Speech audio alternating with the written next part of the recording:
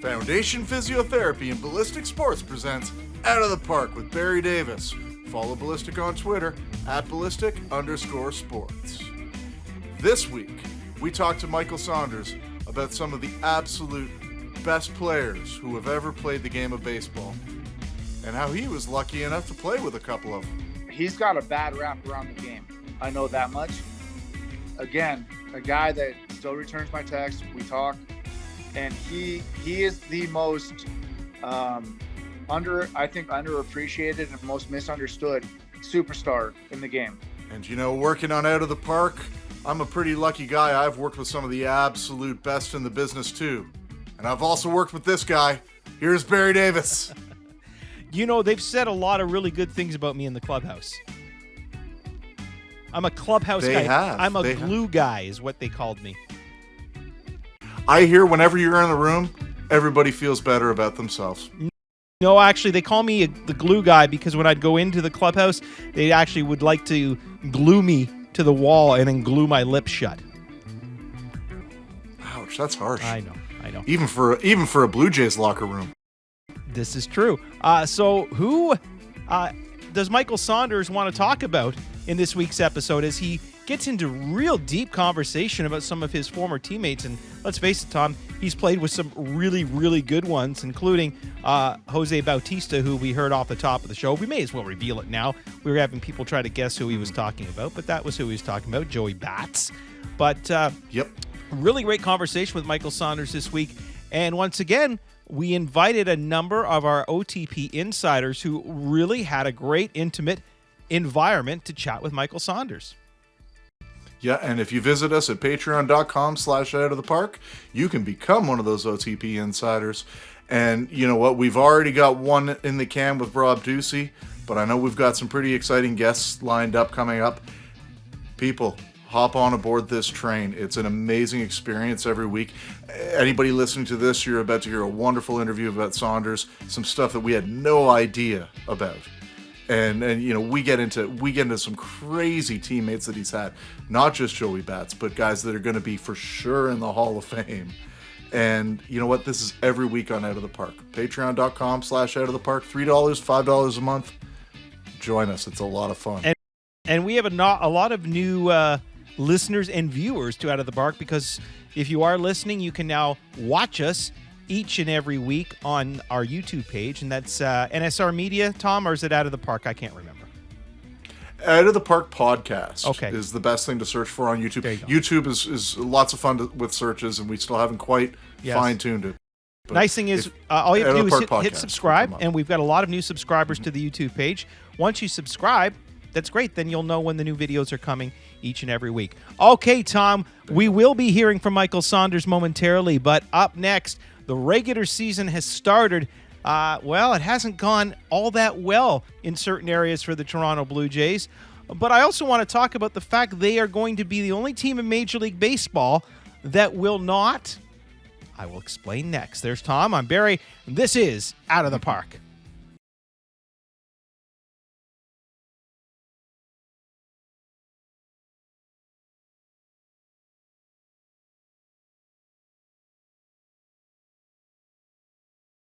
And the first pitch is brought to you by our good friends at ballisticsports.com. Don Corby and company putting together a really, really cool thing, Tom. You talk about it, and I shall show our viewers what we're talking about. Again, for those of you who are listening, this is kind of like listening to a Blue Jays game on the radio right now. You're going to miss some of this, but hopefully, Tom, you'll paint the picture for them, okay?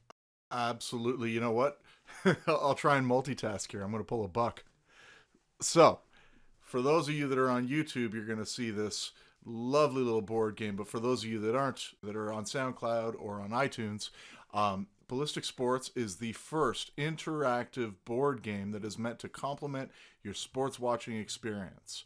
This board that my lovely assistant here is holding up for the camera, it's like a la baseball meets Monopoly.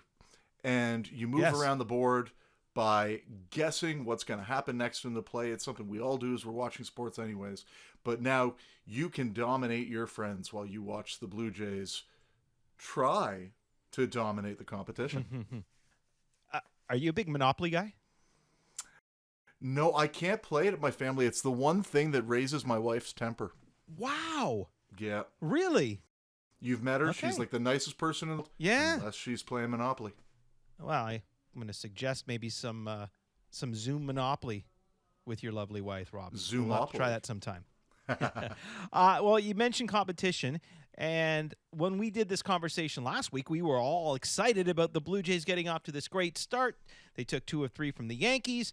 Everything looked hunky-dory. Everyone was starting to plan the parade, and then the Texas Rangers happened, and then as we record this, the Anaheim Angels happened.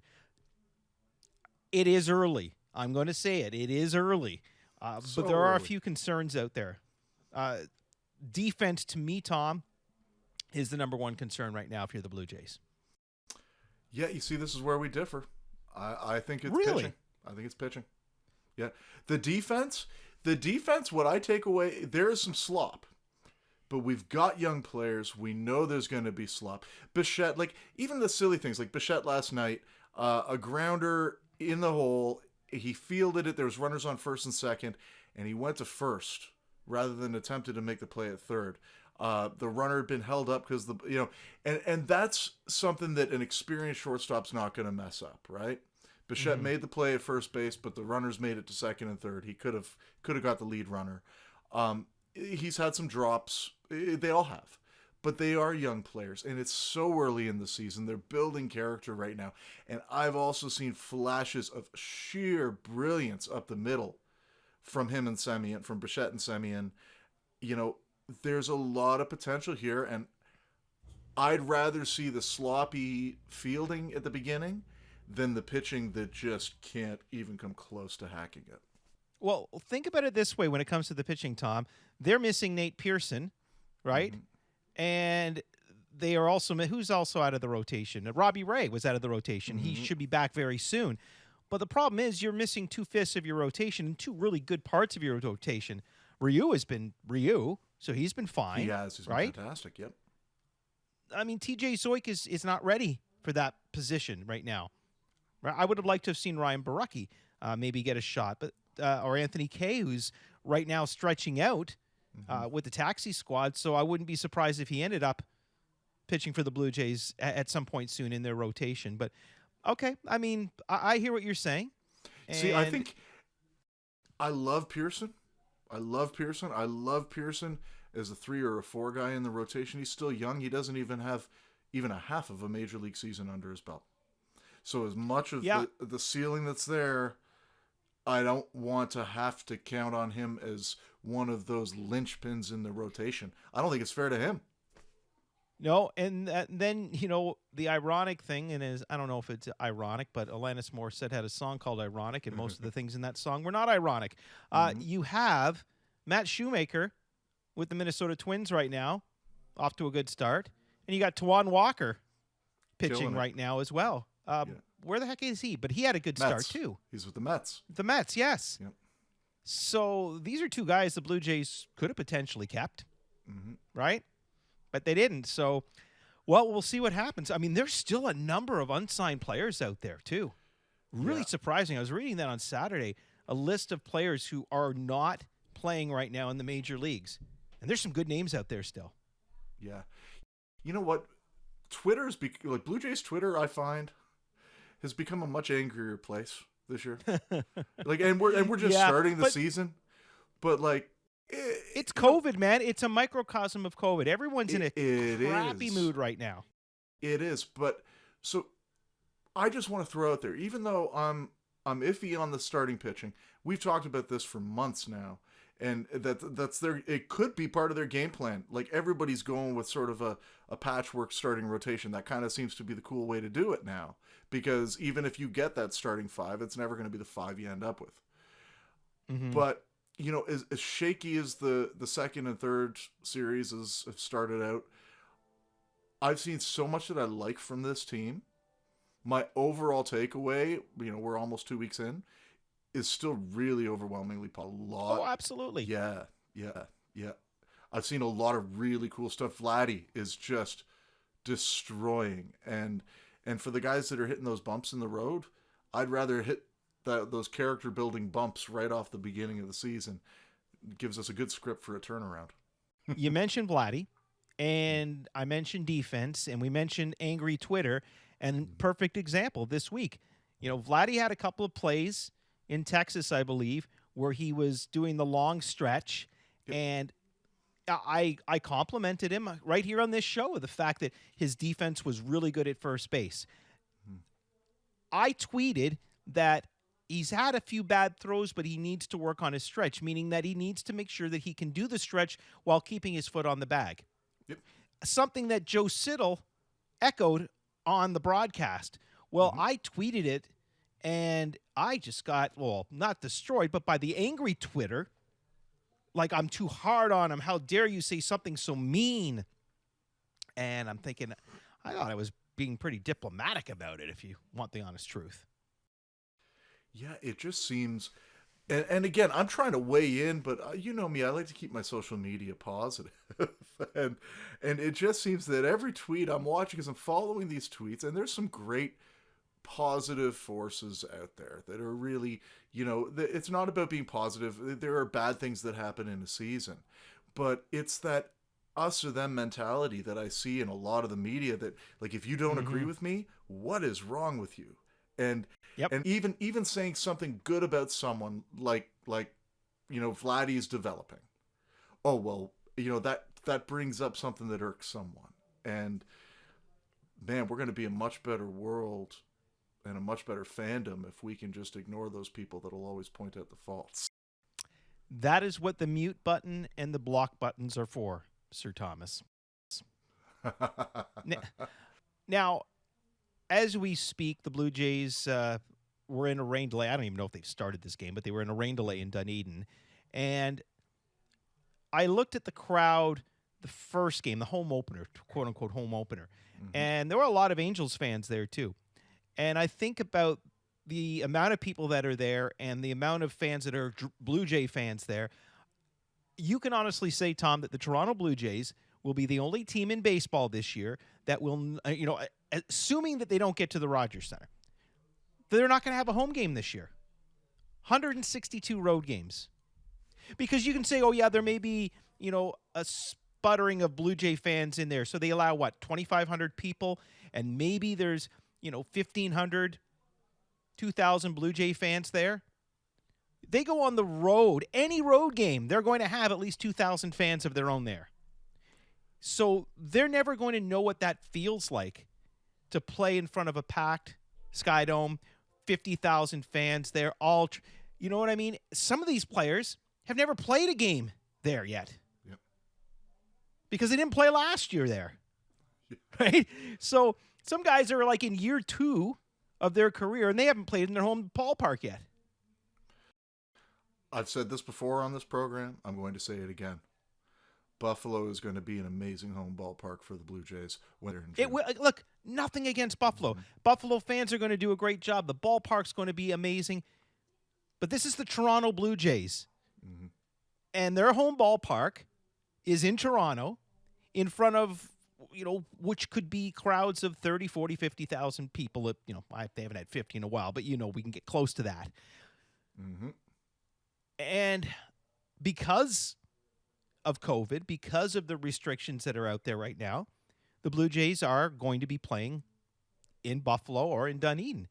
Yep. They are not going to have a home game this year. Yes, it will be much better in Buffalo than it is in Dunedin from a fan's perspective. Absolutely. But you saw what the crowds have been like. Even the Tampa Bay Rays had a large crowd of fans cheering them on, that were cheering for them. See, that's right? what Because I think the Blue we Jays should are do. playing in Florida, there are fans of every major league team in Florida.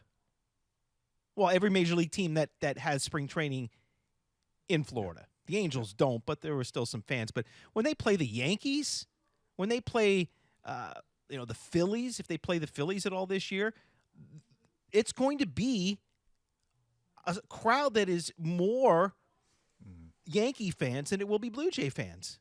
You wait and see when the Blue Jays play in Dunedin against the Yankees, who have their fans over in Tampa. It's going to be packed as much as they can pack it.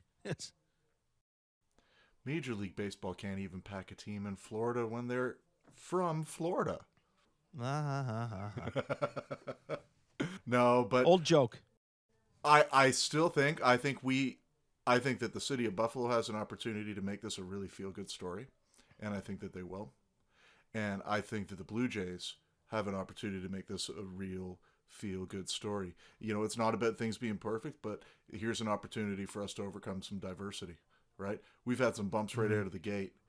And who knows, maybe this whole first part of the season is going to be real bumpy. And that move to Buffalo in June will be just the thing that clicks the team. And it's not going to be to Toronto. You know. I'm still holding out hope, Tom. I'm still holding out hope that we get to a point by, July, maybe August. Wouldn't that be nice if this team was in a pennant race and all of a sudden as you get to July and August, they can come back home and play? That would be amazing. If COVID's taught us anything, it's that anything can happen. So I don't hold out hope, and I wouldn't buy any lottery tickets for it. But, man, that would be amazing. All right, up next, they called him Captain Canada, like kind of Steve Nash. And he got an opportunity to play for not one, but two of his favorite baseball teams. Former Blue Jay, former Mariner, former Philly. There's a couple other teams scattered in there as well. Former Canadian Michael Olympian, Saunders. Right? Well, yes, that too. Michael Saunders joins us next. There's Tom Forth. I'm Barry Davis, and this is Out of the Park. An opposite field 3-run home run. And the Blue Jays jump out on top against Mike Reitman. Joining us on the line from the West Coast is Mr. Michael Saunders. So, Michael, you're still, are you living in BC? Are you in Seattle? Where are you hanging your hat these days other than on top of your head? No, my hat's hung. My cleats are hung up in just outside Denver. Wow. So, I've been here since 2011. I love it. It's so all of my family is West Coast, including my wife, Jessica. We're all West Coast, so it's an easy commute, direct flights everywhere, which is great. And I love the outdoors, and it's got the 4 seasons, which I needed. I love to fly fish, and that's kind of it basically is a mecca out here for that. So whenever I get an opportunity, I have my hobbies away from baseball, away from my family, and I just love the outdoors. And it was actually my wife that suggested it, so it worked out great. Is there a little part of you that misses Canada? And when you do, what is it that you miss the most? Well, me, of course, Tom. Come on. Other than Barry. Yes, other than Barry. Other than Barry. No, of course. We were actually really considering. So I was born and raised in Victoria. About a year ago, maybe even less than that, we were really considering moving my family up there. Canada's always home for me, no matter what. And when I got traded there from a Mariner, it was like I was in my hometown, even though I wasn't. I was on the East Coast. Everyone talks about, the Jays being Canada's team. And I think some people will disagree with that, but I agree that, there's one nation and we all follow the Jays. And for me, it was like a dream come true and something that I know growing up that there are a lot of diehard West Coast fans of the Jays. So it's not just Toronto's team, and I can speak to that growing up on the West Coast. And, so it was a dream come true for me. And I just, man, there's nothing like home. There's nothing like Canada. I'm not going to get into the political point of view or anything like that. Yeah. You might take up. Honestly, I think Canada does it right. And at the end of the day, man, I think Canadians take care of each other. I think we take care of our own. We believe in helping people. And, that's something that I cherish for the rest of my life. Michael, if someone grew up in New York, you basically are either a Yankees fan or a Mets fan. You can't be a fan of both. Growing up in BC, were you able to be a Blue Jays fan and a Mariners fan, or did you have to pick as far as just you and your buddies growing up? Yeah, no, you could be, obviously you could be both. So like geographically, Mariners were closer. Mariners were our hometown on the West Coast, right? You could drive through Vancouver, 2 hours later, you had a Mariners game. But I think the biggest thing, obviously a big Blue Jays fan, Canada will always be a big Blue Jays fan, especially, 92, 93. I think what drove the West Coast Canadians to be big Mariners fans was Griffey. I think that was the biggest thing where, we bought his video game. We idolized him in backyard wiffle ball. And why not?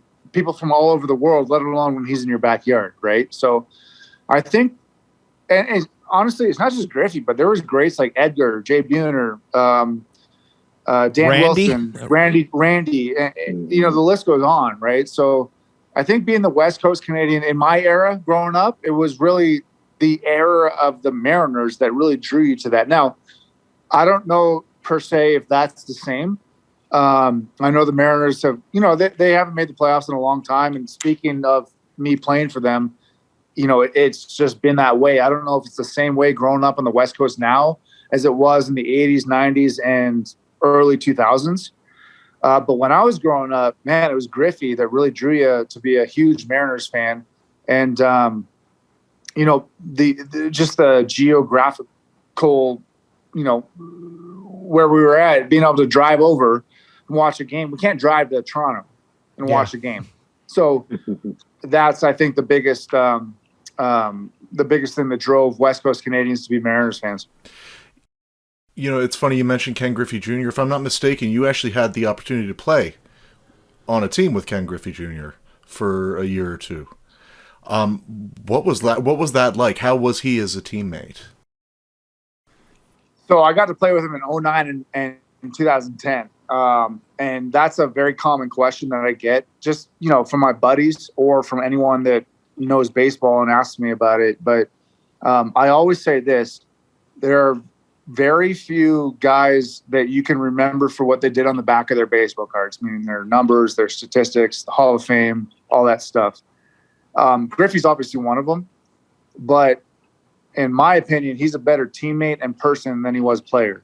And I think if anybody knows what Griffey did on the field, I think that speaks a lot. So he's one of my favorite teammates of all time. He took me under his wing when I first got called up. When I first got called up, it was a day game, and I got called up the night before. I never slept, so I just drove right to the park at like 7 a.m. in the morning, whatever it was, and I thought I would be the first one there. Sure enough, Griffey's like fully dressed in his locker, ready to go. He brings me over, and he's like, "Hey, what wood are you swinging?" And I was swinging some like, pro stock, generic, minor league wood. And he's like, no, man, you're in the big leagues now. This is what you're going to swing. And took me under his wing and basically held my hand for the first couple of months and walked me through what the big leagues were like. And I'll never forget it. I'm lucky enough where I have his number in my phone and we still talk and text. And as big as he is, he still returns my text messages. So cool. Tell him that says anything. Tell him to come on the show. Yeah, right there. How much are you willing to pay? But what a great experience that was for you to play with Ken Griffey Jr. Now, you don't have to name names. You don't have to name names at all, unless you want to, of course. But was there a player that you were looking at forward, like when you became a teammate of a specific player, like, oh my God, I'm so excited. I can't wait to get to know this guy. And he turned out to be a complete a-hole. Did that ever happen to you at any point in your career? Honestly, no. And I say that honestly. I'm not trying to hide anything right now. So I'll be honest with you, Barry. So when I got traded to Toronto, the guy I was interested in meeting and heard a lot about was Bautista. And I think, so again, first and foremost, one of the greatest teammates I've ever had. He's got a bad rap around the game. I know that much. Again, a guy that still returns my text. We talk, and he is the most underappreciated and most misunderstood superstar in the game. Obviously, he's not playing anymore. But my brief time with him in 15 and 16, most misunderstood baseball player. You're not the only one who has said that. We've had a number of guys. Man. Honestly, what a teammate. He might be the typical, and I describe this as him. He might be the typical you hate to play against him, but love to play with him. And I think love to play with him means more because you get to know the guy as an individual and what his heart truly is. And his heart is baseball, his heart is family, and his heart is being a great teammate. To answer your question, I've never played with a guy that's a huge a-hole, but yeah. I think that was the guy going in before I knew who he was. And then I found out afterwards, I'm like, this guy is the best. And here's the thing about Jose that I learned from my perspective, and you even witness this at times. There will be times where Jose's in a specific zone, or he might be in a mood and he doesn't want to be bothered, and he would be at a, maybe not as friendly as you'd want to maybe some people in the media, but he would always acknowledge afterwards, right? He'd always say, yeah, I'll get you next time or whatever. When he threw a baseball at me,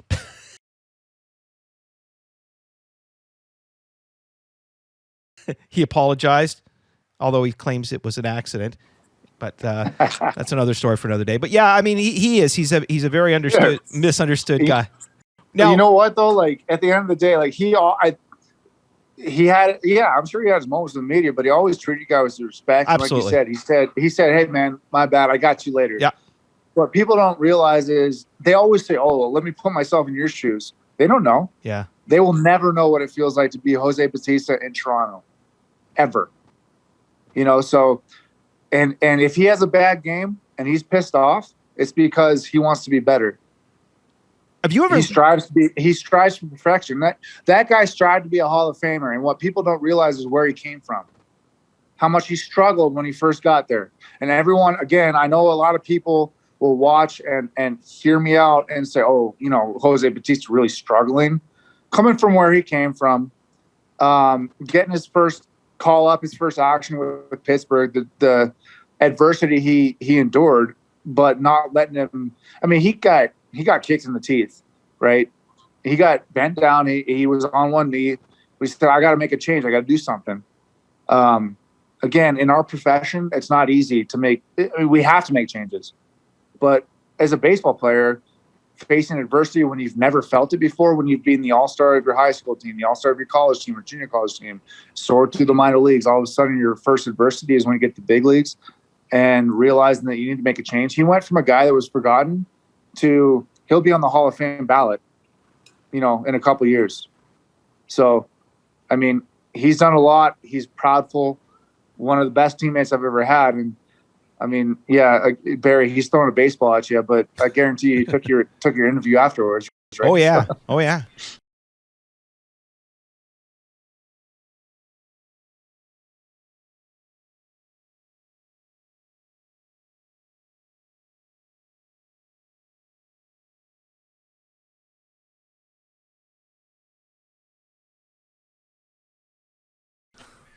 And Barry's still here, so he must not have thrown it that hard.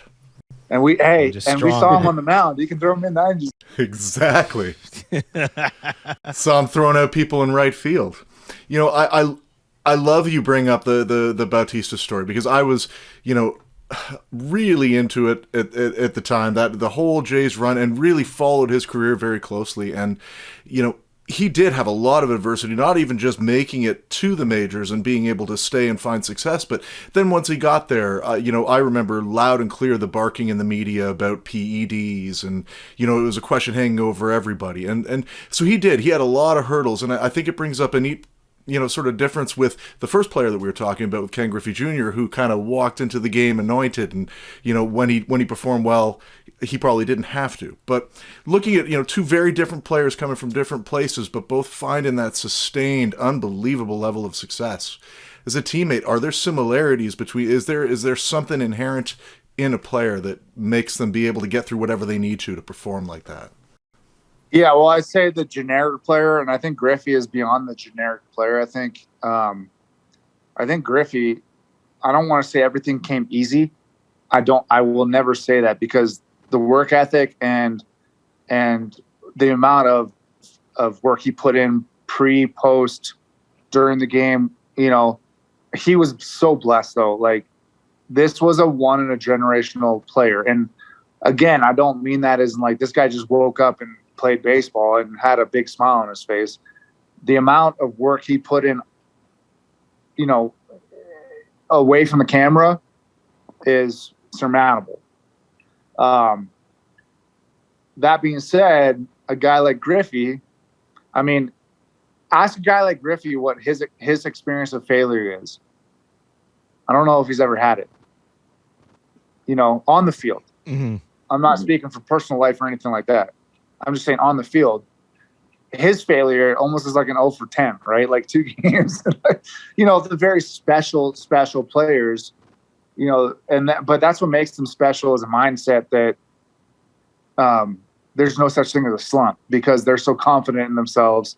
There's a belief factor in the work they put in pregame, during the off season, that they just understand that, okay, whatever, it's I'm on 0 for 10, I'm going to go get him tomorrow. Where a slump for a lot of guys is, an 0 for 25, because it's a mindset.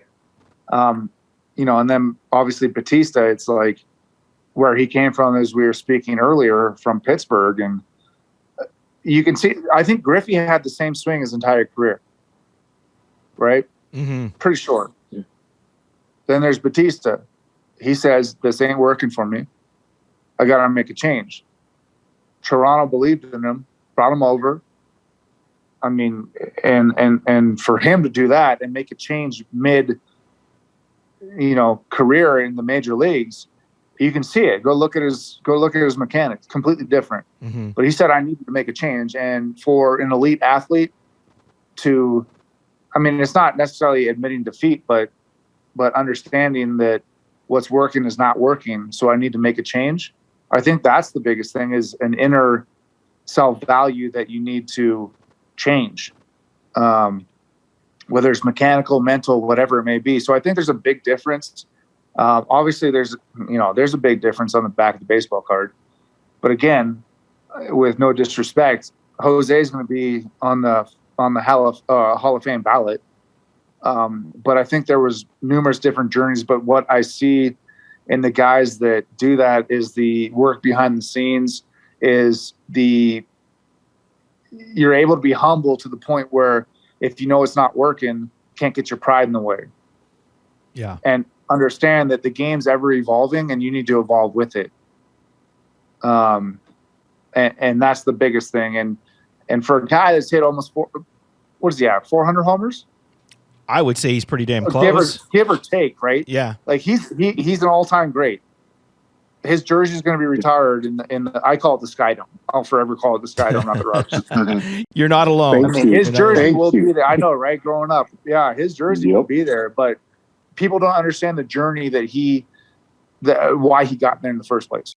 By the way, Michael, if you look behind me, that's not necessarily a tribute to Jose Bautista. Is that Rajay? No, that's Is that a Rajay jersey? It's my fantasy camp jersey, man. It's my fantasy camp jersey. We could get into my baseball skills, but that wouldn't be fun. We're going to play a little game that we always do with our guests now, where I'm going to show you some photos, and you're going to tell me what you remember about when that particular photo was taken. So what do you remember about the moment this photo was taken? My green shoes. Yeah, what's the deal with the green shoes? You're wearing green shoes, a yellow undershirt, an orange belt. How many freaking... I'm all over the place, man. I just wore what they gave me. All-Star game. That's your memory? That's your memory? All-Star game. Yeah.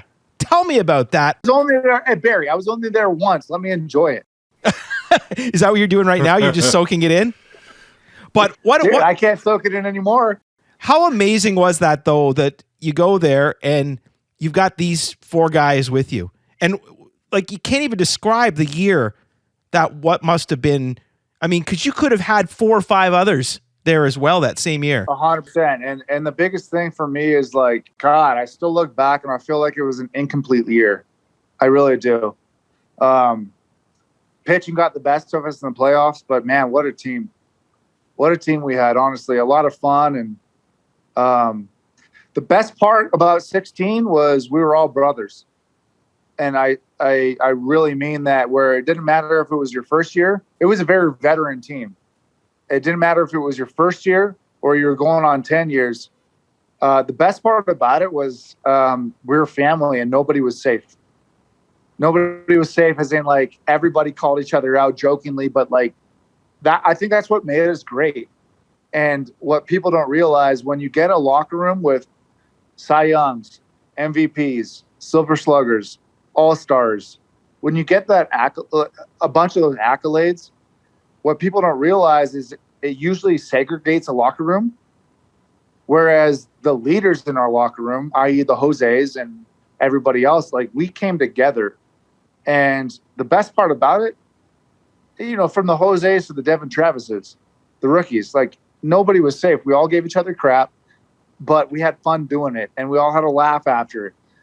We went out there, we performed, and we went every single day like we were going to war. And then after that, we'd have beers afterwards, and we'd hang around, and we'd be in the clubhouse. We'd talk baseball, which I think is a lost art. A lot of guys just kind of turn their backs and get on Instagram and Twitter or Tweeter or whatever the heck you call it. You don't do that stuff. And what's lost is like talking the game, and we just went to war for 3 hours. We're all drenched in sweat, 0 for 4 or 4 for 4, win or loss. Like we came together as a family, and I honestly think that's what made us great. And man, we really had a chance. We really had a chance at a World Series. And I look back on that as, man, that was the team that could have done it, really. Not just because I was there, but I truly believe that with the camaraderie and the friendship and the family, feeling of it all, I feel like we could have done it. And we just ran into some tough pitching with Cleveland at the time. So. Yeah, we sent the drones after them, but it just, it wasn't enough that year. Is there something to be said on a team like that? And it is really, having that perfect storm of the leaders that are stepping up. But are there the glue guys, the occasional players? How big a part do they play in creating that atmosphere as well? Yeah, no, absolutely. And I'm a true believer of this. Everybody has a couple all-stars on their team, whether they make the all-star game or not, like the studs, right? Everyone has a couple studs on the team. The guys that always win the World Series, they're never the best team on paper. I mean, exception, maybe the Dodgers, the last year or whatever. But normally, if you look throughout history, the best team on paper never wins the World Series. It's because, in my opinion, everyone has the 3, 4, 5 hitters. Everyone has the 1, 2 pitchers. It's like the guys that step up and have career years, the guys that aren't supposed to have the career years, or the journeyman or the quote unquote role players. Those are the guys that push your team over the top, in my opinion, and allow you to win those big games. The ones that aren't pitched around but need to climb up in the clutch. The superstars, they get pitched around in the deciding moment of the game or whatever may be, right? So it's the other guys that make that spectacular defensive play, that one play, or the guys that don't get pitched around that make that big hit. I think over the course of the year, those are the guys that really push your team over the edge and into the World Series and ultimately win the whole thing. Again, I can't remember since the Dodgers recently as the best team on paper ever won the World Series. All right, let's go. I think those guys have a massive, and I hate to say those guys because I've been that guy my entire career, and I don't mean to stereotype or not give those guys enough recognition. I'm trying to give, quote unquote, those guys more recognition because people don't understand what they bring to a team. Michael, speaking of recognition, it was the whole send Saunders to the All-Star game, and you've got the Canada flag and all that stuff. And, the year before, actor Stephen Amell, who was the Arrow, really made a social media push to get Josh Donaldson in, and he did the same thing. And I remember telling you beforehand, I said, Michael, this dude's got over 1 million followers on social media. He's going to get you votes. And I don't know how much of what Stephen Amell did helped, but I'm sure it didn't hurt. No, absolutely. So I actually met him when we went to Seattle. Yeah. So we got Stephen on the field there, and I obviously had to go thank him. At that point, I was an all-star, and yeah, of course, having someone of that magnitude backing you up in your corner is a huge deal. And I know that at the end of the day, I'll never forget it. So the all-star team got voted. I'll be honest with you, I was disappointed that I wasn't voted in at the time, and I thought I had an actual chance. And some guys are 10, 15-year all-stars. This would have been my first appearance, but at this point, this was my chance, kind of, so to speak. And I was watching, I'm not going to lie, I was watching the TVs. I was watching sort of the media and all this stuff. I was telling my wife, I was like, I think I got a chance this year. Like, I really do. And so it came and went. And I'm not going to lie, I was really disappointed. And, but I said it wasn't going to affect my play on the field. It's about the guys, about the team. We got something bigger here. We're trying to vie for a playoff, all this stuff. And then all of a sudden, again, I'll name drop. So Jay Stenhouse, not everybody knows him, but he's the PR guy for the Blue Jays. I don't know what he's doing now, but he was. Yeah. Really? Yeah. God. Okay, that's a discussion for another time, unfortunately. So anyways, Jake, obviously a discussion for another time, but Jay came and got me. He's like, hey, Gibby wants to see you. I'm like, okay, so am I moving up in the lineup? What am I doing? This kind of thing. He's going to tell me where I'm going to be hitting. So I go in there, closes the door and, basically says, hey, listen, you're on the final ballot. And I'm like, at the time I was sort of like, why wasn't I voted in the first place? But my pride, obviously my pride, my ego, but he's like, hey, listen, for people in the past, Toronto usually does really well. Like, Toronto takes care of their own here. All the past guys that were a Blue Jay that are on whatever, they usually get voted in because they do a huge media thing, a huge marketing thing. And let's face it, man, like, you got all Canada. I'm like, okay, that's cool. I guess we'll see. And then as I saw momentum, I started realizing, like, there's an actual chance here. And then somebody came up to me and he's like, hey man, Stephen Amell's got your back. I'm like, no shit, the guy from Arrow? They're like, yeah, Stephen Amell. I'm like, okay, that's cool. Please, if I can ever say hi to him, that'd be great. This kind of thing. And so he pushed it hard, and I know he did. Big Jays fan, big, obviously big. Just in general, like Canada, he takes care. Again, back to our first question, man. Like, Canadians take care of their own, don't we? Right. So I met him on the field, and this is after I got voted in. And long story short, it's like, without his help, I don't know, but super cool guy, man. Like, he was on the field for BP when we were at the Mariners, and again, super cool. Great to get say hi and get to know him a little bit. And big Jays fan, like, really big Jays fan. All right, there you go. One more picture for you before we bring in our insiders. You remember this? There's a picture of you rounding the bases, and then next to it is a picture of baseball hats on the field. Oh, yeah. I got you now. I got you. So, what happened that night?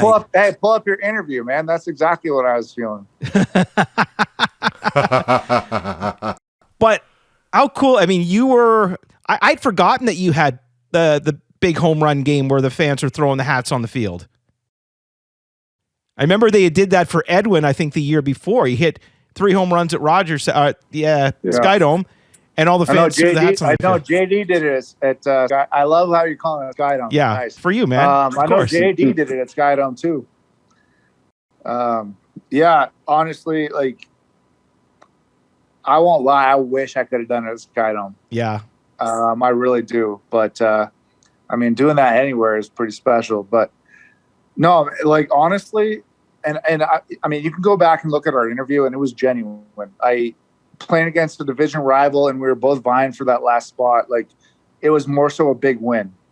Now that it's all said and done, and I can look back on it, it was a big individual moment for me. Obviously everyone wants to have a good game, and I'd be lying if I said I wasn't happy. I think it was 3 homers, 8 RBIs, and I know I just missed my first at bat. I think I popped up like right to the warning track and left. And now I look back on that like it could have been my 4th, but at the time it was more so whatever. It was just a long, F7. But yeah, that's something, like, honestly, I can tell my kids one day and they can watch, and that'd be cool. But in the heat of the moment, it was genuine when I told you, like, it's a bigger win than anything, because we were going against the Orioles, and we ended up facing each other, I think, in the wild card. So it was a big win. more so than anything. Was that just a ballpark you loved hitting out of, especially for a left-handed all my hitter? career, Yeah. all my career. Yeah. So there's certain and I think I can speak on behalf of everybody or every player, where there's certain ballparks where you're like, you're just comfortable, and it just is what it is. Even before Toronto, I would fly into Baltimore from Seattle, and I'd be like, I'm good for at least 3 homers this series, and 10 RBIs, and don't matter. Like I'm Gucci. You know what I'm saying? Like it was just a comfort. The ball came in like a beach ball to me. But the same wasn't said when they came to visit us in Seattle. So I think it was definitely a ballpark thing.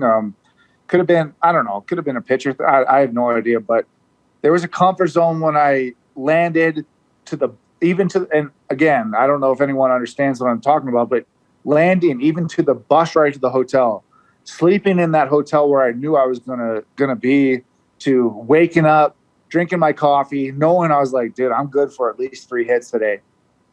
And everyone's like, well, why don't you feel like that everywhere? Why don't you tell yourself that everywhere? It's just not the case. There's a comfort zone, and even for anybody, it doesn't matter if you're playing professional sports, there's a comfort level where you feel good.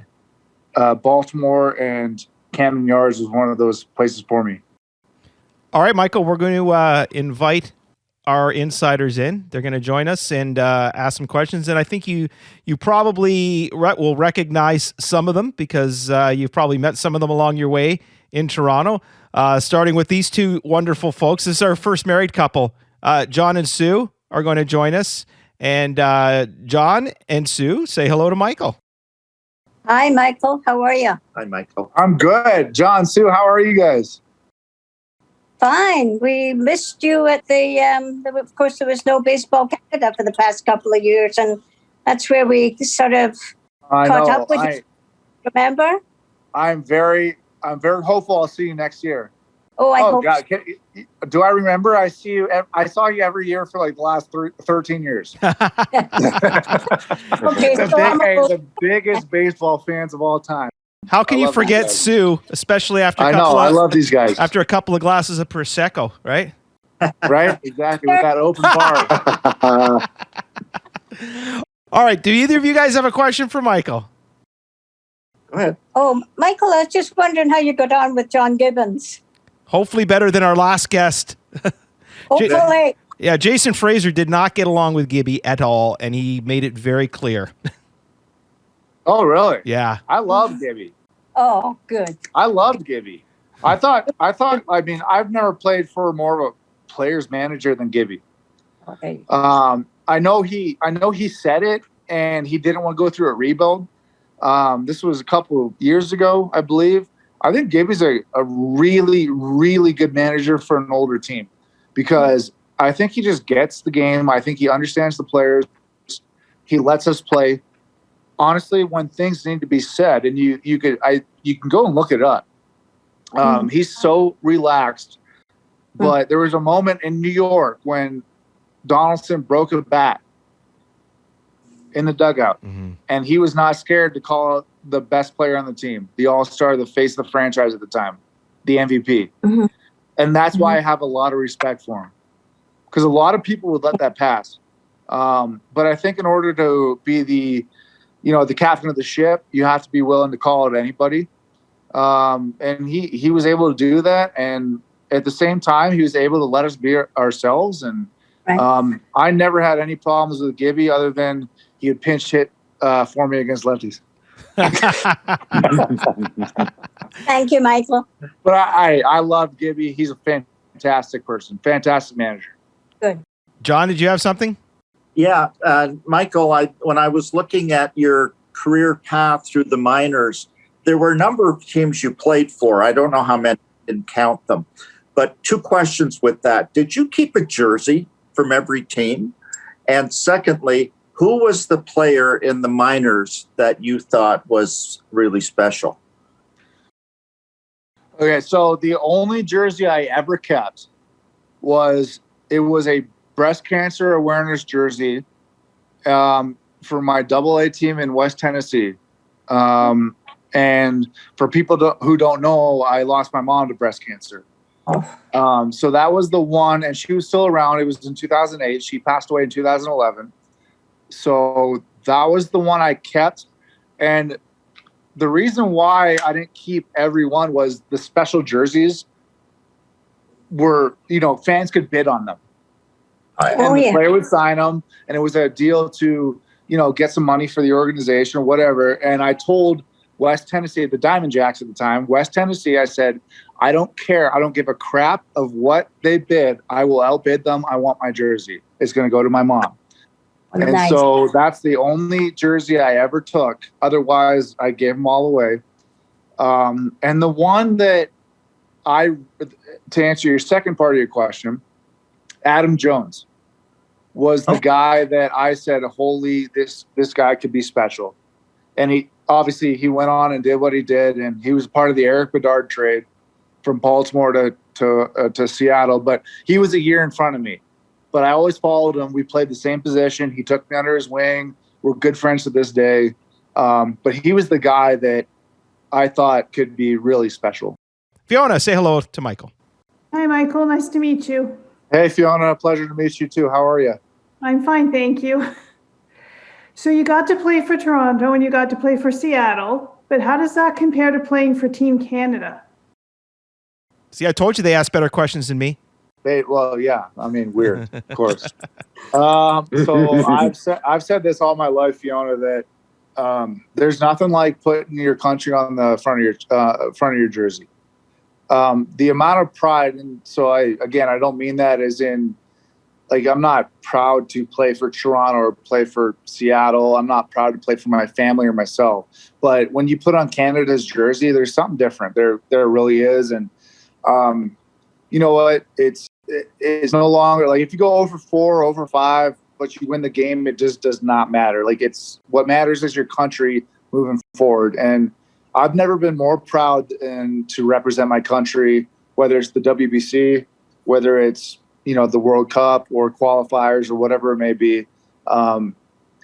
Playoffs with Toronto, just a regular season game in the big leagues. There's no moment that I had more of a rush than playing international baseball. And that includes the playoffs with Toronto in 2016. But I've never been more proud than to wear the Canadian jersey. Awesome.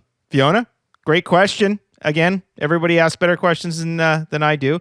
We're going to bring in our youngest member here today, and that's Daniel, who has been are you a season ticket holder fan, right, Daniel? A partner. Oh, well, there you go.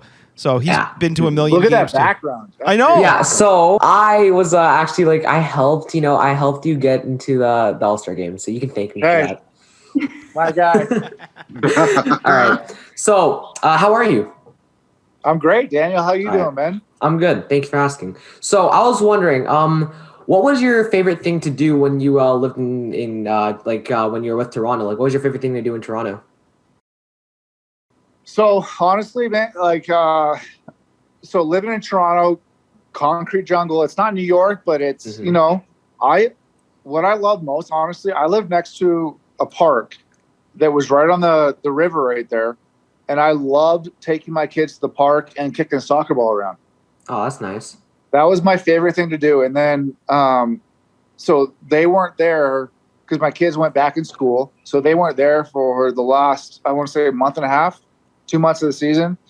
After my kids left, but obviously when my family was there, that was my favorite thing. After my kids left, my favorite thing was to go out and eat. Because I think the food in Toronto is phenomenal. Oh, I agree. Yeah, definitely. I think with the ethnicities, with everything, I'm a big Indian sushi, just all sorts of ethnicity. I love it. And it's very diverse. I'm a foodie. I'm a foodie. Oh, same. Yeah. So, I love eating. Oh my God, dude. I love eating. So that was my favorite thing, was just trying new food whenever I was downtown. And even, I ain't gonna lie, even at 2 a.m., the hot dog vendors. Dude, street food. I love street meat is so good. Everything. It's so funny you mention that because I remember being in Seattle for a Blue Jays series, And Daniel, did you and your dad go to Seattle? Was it you guys I saw in Seattle? No, I don't think so. Okay, I saw some fan in Seattle, and they mentioned some pizza place in Seattle, and I think you may have mentioned it too, Michael, and it was like amazing in Seattle. So, I mean, really good food there. But what is your go-to food? What is your desert island, I can only eat this meal, your last meal, you're about to be put up on death row meal? I ain't going to lie, whatever I cook. Oh. I ain't going to lie, man. I'll give myself one of these. You think you're a better cook than Travis Snyder? We'll have to get you guys on together and do a live cook-off. That'd be fun. I'll take it. Yeah. Hey, I don't know if I'm better, but I can hold my own. That'd be good. Well, Tom has managed a number of restaurants over his life, so he could be the judge. If I could eat one food for the rest of my life, it's sushi. Yeah, but you don't cook sushi, do you? I make my own sushi. Wow. Okay. Yeah. Tom, what would you like to see Michael cook? Like to really get a feel, because you've been in kitchens for many years, so you know. Well, if it works, if it works for Chef Ramsay, we got to go with the beef Wellington, right? I've never had beef or maybe. Hey, get me on with Chef Ramsay. Get me on with Chef Ramsay. Again, I think you're gonna have to pay.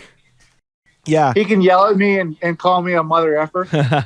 You know what's the first time I ever had seen somebody in an episode of Hell's Kitchen that I knew, and that was Jerome Williams, former of the Raptors, JYD. Oh, yeah. So they're doing this season in Vegas, and he lives in Vegas, and all of a sudden there he is. So I'm watching the show. I would love to cook a steak for Chef Ramsay. Oh yeah.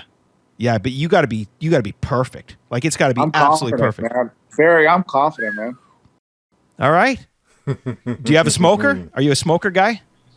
Yeah, I'm getting into it. Yeah, I'm getting into it. Yeah, because I could get you the Bass Pro deal still through my wife. Okay. Yeah. All right, give me that code. There we go. Oh yeah. Give me that code. Slash Davis. All right, Daniel. Thanks so much, and we've got one more, and this is Daniel. This is Daniel's father, Lauren. So this is our first. We got a husband and wife, and we've got a father and son. So and Lauren rocking a decent background too. I mean, God, you guys have really upped your game. So hey, Michael, how you doing? I'm good, man. How are you? Great, thanks. I'm just going to piggyback sort of off Fiona's question. I just want to know what the experience like was going to Beijing and being in the Olympics. Yeah, honestly, I mean, it was once in a lifetime, but it sounds like they're bringing baseball back, which is great. Oh, wow. I have some friends that are getting ready to represent Canada in the qualifier in June. So, so the Olympics, it's like every athlete's dream, right? Growing up, and it's something that no one can ever take away. It's like your education in school. No one can ever take that away from you. You know, no one can ever take the Olympics away from you. And once an Olympian, always an Olympian. Despite it was probably from an overweight, like 22-year-old, whatever. And all these other athletes are like, I've been training for 4 years for this. But no, super special. And, you know, like like being with Usain Bolt, Michael Phelps, and seeing those guys, and we were all together, and I considered us all one, all athletes, you know, and despite, again, baseball, you know, we do this for a living every day. We're up drinking and partying and knowing we got a game the next day. Where these guys I've trained 4 years for this one event for 10 seconds, and obviously judging us, but super special experience. And I can't wait for my kids to get a little bit older where I can tell them and they can understand what that means. That's my biggest thing. It's just, you know, passing it on down to my kids. And again, once an Olympian, always an Olympian. And any chance, whether it's Olympics or not, any chance I ever had to represent Canada was really special for me. Really special. More so than any regular season game in my entire big league career. Right up there with the playoffs, representing Toronto. Like, it was a super special experience for me. I always loved when Team Canada, the junior team, or even the regular team would play against the Blue Jays in spring training. I always thought that was a great one. And I remember that the Pompey brothers ended up playing against each other in one game. Speaking of Florida, before we wrap up, have you seen or heard about the new facility in Dunedin for the Blue Jays? Like, this is like this state-of-the-art, brand new, no holes in the outfield. They made sure. Yeah, about time. Was that one of the worst facilities at the time that you've ever had to play on? I mean, you weren't the only guy. I mean, I remember asking Vernon Wells about that hole. You know, I'll say it. Yes, it's awful. It was. Hey, teams would not go to play the Blue Jays because how bad the facilities were. Wow, awful. So it's. I know Mark and Ben, all those guys. I know that they're working to try to get it better, and rightfully so. Honestly, facilities were garbage. No professional athlete should have ever played on those fields. Wow. And you know what? I saw it time and time again. Although I played quite well. But Barry, that being said, Mark understands. Yeah. Shapiro. Yeah. For everybody who's listening, Mark Shapiro, I know he understands, and they're working to get it better. So it's not their fault, but no, in my opinion, no professional baseball player, athlete, or anything should ever have to play on those fields. No high school athlete should ever play on those fields. When Mark came in and Ross came in, I mean, as a player, you had to know what the fans were saying and the way the fans were reacting. As players, were you guys a little hesitant at first to be like, oh man, I hope this guy's okay. I hope this guy's not going to completely destroy this franchise. Or do you guys look at it on a completely different level? Well, he tried to trade me immediately. Oh yeah, that's right. That's right, and it didn't go through or something, right? No, those guys. I mean, look what they did with Cleveland. Like, yeah, okay. These guys need to be trusted to the point where they understand what they're doing. They've done it in Cleveland. It was a turnover. Everyone knows it. Cleveland was a playoff team for a handful of years. Look at where the Blue Jays are right now. Mm-hmm. Exciting. Oh yeah, they're exciting. They're exciting, man. And don't let people fool you.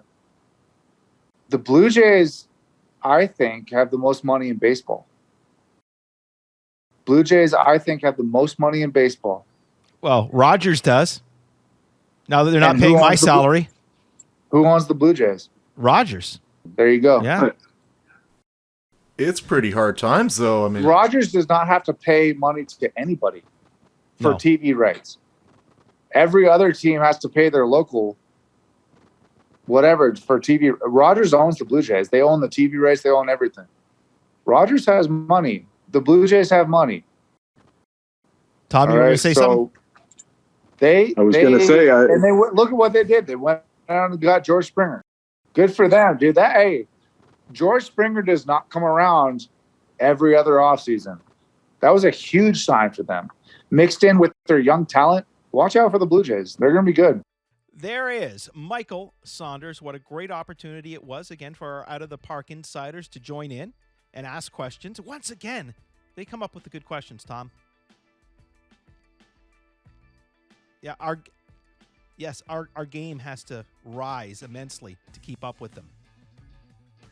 So, a programming note for you on next week's program. We are going to stick with the Canadian theme, Tom, but we're going to go back in time. A guy that played for the Blue Jays and the Phillies, just like Michael Saunders did. He also played for the Expos, and he played for Team Canada. And a really interesting guy who will be making his first appearance here on Out of the Park, Rob Ducey, will join us. And we've already recorded that with Zoom when we had 2-3 of our OTP members that joined us. We had 3 of them, so that was really cool. And a lot of fun. Again, Tom, how do they become an OTP insider and gain access to these great Zooms? Patreon.com/outofthepark. $3 a month, $5 a month. It's the best deal in sports media in Canada. It's a lot cheaper than what Rogers would charge you. Well, exactly. Or you mean you could hire a play-by-play guy to do a greeting for you for $30 or $40, or you can join in on a Zoom and chat to these players yourself. I saw $5. Bingo. I saw Buck Martinez is doing them for $60 a greeting. We interviewed him in October. Yeah, we'll get him again at some point this year. So for $3, yes. There you go. All right, $3. Thomas. We want to thank Michael Saunders. We want to thank all of our OTP insiders for joining us on the Zoom. Tom, I do want to tell you, you have a lot in common with Jose Bautista. As, of course, we heard Michael Saunders talk all about him. And the thing that you have most in common with him is you've got a really bad reputation around the game. Sorry to say. I'm just happy to have a reputation. You mean people are talking about me? Tom, have a great week. And to all of you, thank you so much for making us a part of your week.